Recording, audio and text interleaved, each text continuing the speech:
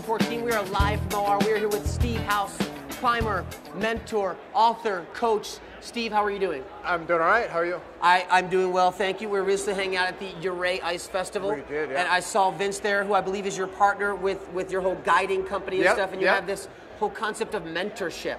Yep. Why? What is important about your and Vince's climbing that you need to identify these individuals to work with and bring them up through the ranks? Well, I think one of the things that's changed when you and I learned to climb, like our technical skills sort of advanced at the same rate as our judgment. Now you have like climbing gyms and you can climb 512 in a few weeks, right? Right. Those little kids.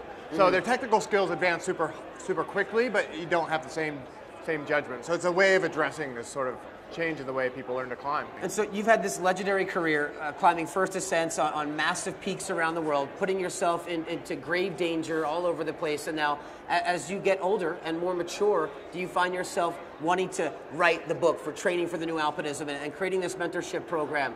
And is that a way for you to give back to the community? Absolutely. Those are all both ways to give back to the community. And for me, it was triggered by a climbing accident I had about 4 years ago. And what happened? I had a really bad fall on Mount Temple up in the Canadian Rockies. Okay.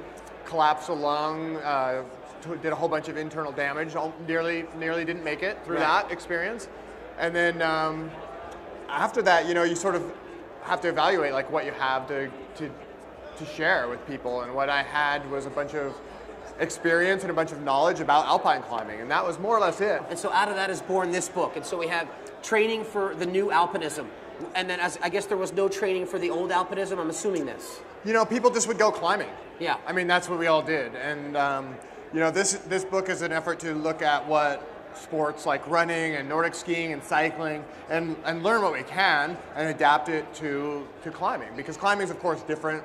It's not a road race. It's not a foot race. You can't just, push yourself so hard that you collapse and a medic comes over and takes care of you. Like you're in the mountain. Way up this mountain. You're way up there. And you're in harm's way, absolutely. Yeah, so you need to be able to be strong enough to know that you can do the route, get to the summit, and still do the descent, and that's all part of it.